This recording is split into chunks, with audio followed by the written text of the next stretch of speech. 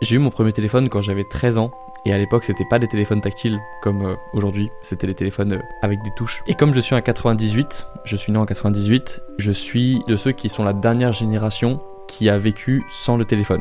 C'est-à-dire qu'à partir de maintenant, à partir de ma génération et les générations futures, les enfants ne connaissent plus le fait de naître sans technologie. Déjà à l'époque, certains parents obligeaient leurs enfants à ne pas avoir de téléphone avant 16 ans, 18 ans, parce que c'était trop tôt, selon eux. Et moi-même, mes parents, lorsque j'étais petit, ils faisaient des tours de contrôle lorsque j'étais sur le point d'aller me coucher, pour vérifier que je n'avais plus mon téléphone avec moi, parce que lorsque c'était extinction des feux, comme ils disaient, je n'avais plus droit à mon téléphone. Et ce qui est marrant, c'est que je me rappelle qu'à l'époque, lorsque j'avais 13 ans, je me disais, moi plus tard quand je serai grand, j'aurai plus besoin de me cacher lorsque j'ai mon téléphone, j'aurai plus besoin de rendre mon téléphone aux parents, je pourrai l'avoir tout le temps avec moi, je pourrai faire ce que je veux, je serai un grand, je serai adulte. Et ce qui est marrant, c'est que maintenant, c'est moi qui me fais mes propres limites et c'est moi qui m'impose de ne plus regarder mon téléphone à une certaine heure. Et je me suis rendu compte avec le temps que c'est eux qui avaient raison. C'est la faute de ce téléphone.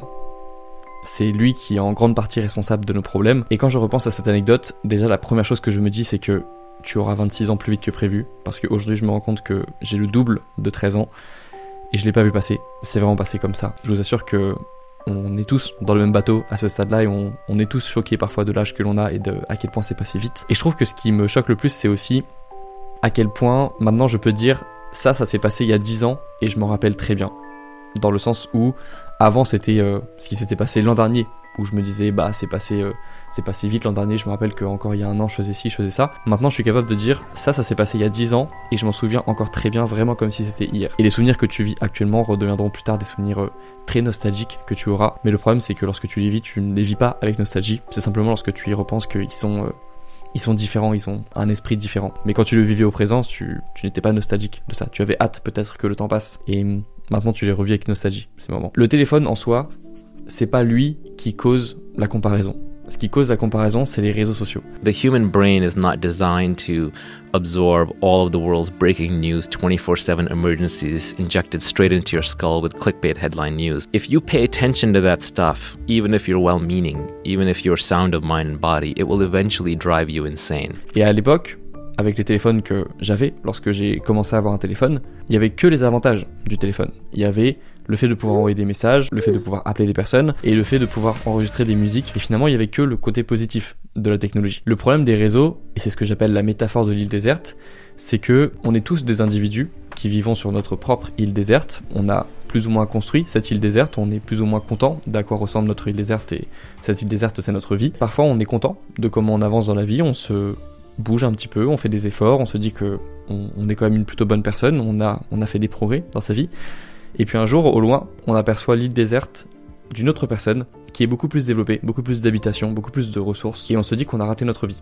Parce que du coup, notre île déserte, en comparaison, elle paraît nulle. Et c'est ça le danger, selon moi, des réseaux, c'est la comparaison excessive que ça nous amène à faire. Et le problème de se comparer sur les réseaux, c'est que tu es sur un terrain sur lequel tu vas toujours perdre. Parce que les points de comparaison que l'on a sur les réseaux, c'est toujours des critères matériels, c'est toujours des critères physiques. Tu trouveras toujours une personne sur les réseaux qui est plus jeune que toi, qui a réussi sa vie plutôt que toi, ou qui a des traits de caractère que tu aimerais avoir chez cette personne, ou des traits physique. Spoiler alerte, il n'existe aucun moment où tu iras sur les réseaux pour te dire là je suis satisfait de ma vie, là je suis satisfait de mon physique, là je suis satisfait de mes possessions matérielles. Parce que tu trouveras toujours une raison d'envier une personne, tu trouveras toujours une raison de penser que tu n'es pas assez bien. Donc le jeu est truqué d'avance. Tu ne pourras jamais avoir l'impression de gagner le jeu, tu auras toujours quelque chose que tu voudras changer. Parce que le problème, c'est qu'on se compare sur des choses qui ne sont pas naturelles. Les vrais critères sur lesquels on devrait se comparer, on ne pourra jamais le faire sur les réseaux parce qu'il manque de la profondeur. Dans des vidéos, dans des photos, on ne peut pas se rendre compte des vraies choses de la vie qui font qu'un individu se sent bien. Ces choses-là, ce sont la santé mentale, la santé de son entourage, comment est-ce qu'on se sent à l'intérieur de son corps, comment est-ce qu'on se sent à l'intérieur de sa tête, comment est-ce qu'on se sent vis-à-vis de ses proches, est-ce qu'on se sent respecté, est-ce qu'on se sent apprécié. Ces choses-là, elles peuvent se déguiser sur les réseaux avec des photos, avec des publications, avec des commentaires.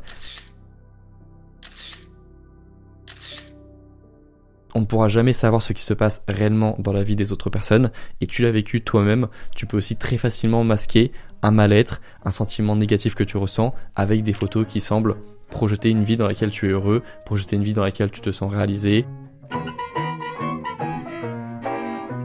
Et pour revenir au titre de cette vidéo qui est que tes parents avaient raison, c'est la faute du téléphone, je voulais te partager un petit protocole que je mets en place depuis quelques jours qui justement fait du bien aux choses qui ne sont pas visibles sur les réseaux, comme ta santé mentale, ta santé physique, ta productivité, comment tu te sens dans ta vie, est-ce que tu te sens utile. Toutes ces choses-là, tu peux les améliorer avec un protocole très simple que j'ai mis en place depuis quelques jours et qui me fait énormément de bien. La preuve en est que je l'ai même pas posté sur les réseaux actuellement, j'en ai pas parlé sur les réseaux parce que juste je me sens bien dans l'intérieur et j'ai pas envie d'interférer avec cet état dans lequel je me sens. Et finalement, je me suis dit que le fait de le partager, ça permettra aussi à des personnes de ressentir cet état dans lequel je me sens depuis quelques jours.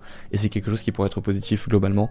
Donc ça, c'est le bon côté des réseaux. Et j'ai envie de mettre ça en avant aussi. Alors le protocole que j'ai mis en place, il est vraiment très simple. C'est celui de délayer au maximum le moment où je m'expose à une stimulation qui vient du téléphone. Parce que la réalité, c'est que il existe plein de stimulations autour de toi. On est tous hyper stimulés au quotidien et c'est aussi une des raisons pour lesquelles on sent parfois qu'on manque de sens dans sa journée, où on a l'impression que tout est fade dans sa vie. C'est parce qu'on est simplement trop stimulé par des choses qui ne sont pas naturelles, qui ont été créées par l'homme, par de la nourriture qui est transformée, par des médias qui sont toujours là à nous donner plus de contenu, et des choses simples de la vie qui pourtant rendent heureuse, comme le fait de lire, comme le fait de faire du sport, comme le fait de faire des choses productives, de se concentrer sur un projet, de lancer une entreprise. Toutes ces choses-là paraissent fades à côté de toutes les choses ultra stimulantes que l'on a et que l'on a adoptées très tôt dans sa vie. Et c'est encore plus vrai pour les générations des années 2000 et plus, parce que ce sont des générations qui ont baigné dans ces distractions et dans ces milieux hyper stimulants dès la naissance. Donc le protocole que j'ai, il est très simple, c'est que plus tard je m'expose à des stimulations dans ma journée,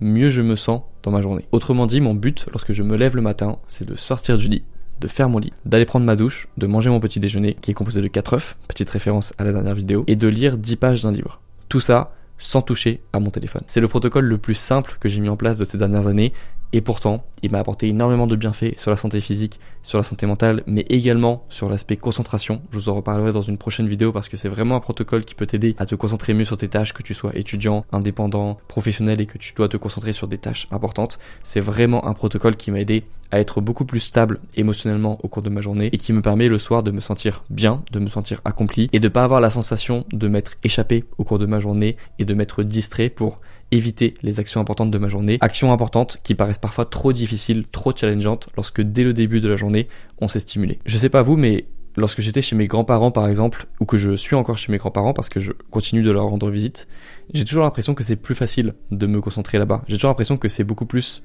relax et que le temps passe moins vite là-bas. Et c'est souvent parce que eux, ils ont un rapport complètement différent à la technologie et que ils en ont très peu, ils y accèdent très peu. Et je trouve que ça se ressent même lorsqu'on rentre dans une maison qui n'est pas rempli de technologie et qu'il n'y a pas un rapport malsain au téléphone, aux distractions. Et j'ai toujours réussi à bien travailler lorsque j'étais chez mes grands-parents et que j'étais étudiant par exemple. Et c'est quelque chose que l'on ressent lorsqu'on rentre chez quelqu'un qui par exemple a une grande bibliothèque et qu'on comprend qu'il passe beaucoup de temps à lire dans sa journée, que le téléphone c'est pas sa préoccupation principale et qu'il a une vie à côté de son téléphone. Et je pense que on a tous intérêt à se rapprocher de ça et de retrouver des pièces dans lesquelles on n'a aucune technologie, ou en tout cas des pièces dans lesquelles on a des objets qui nous rappellent des choses non distrayantes que l'on a à faire, comme lire un livre, comme écrire ses pensées, faire du sport, faire des choses productives qui te font te sentir bien, mais qui te distraient pas au cours de la journée. L'autre jour, je me suis surpris à être super content d'avoir une nouvelle plante qui est juste derrière cette caméra. Et voilà, en fait, je suis trop heureux. Je rentre dans mon studio, j'ai une plante, je peux travailler, j'ai pas de distraction autour de moi, et je vous assure que ce protocole, il fait du bien. Donc je vous invite à essayer. Peut-être que si vous avez grandi tout le temps avec des distractions, vous ne savez même pas la sensation que ça fait de se lever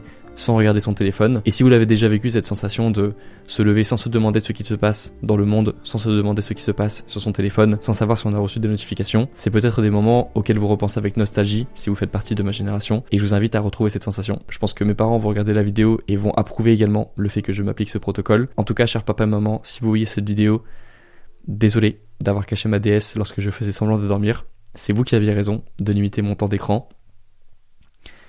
Mais sachez que ma sœur faisait pareil.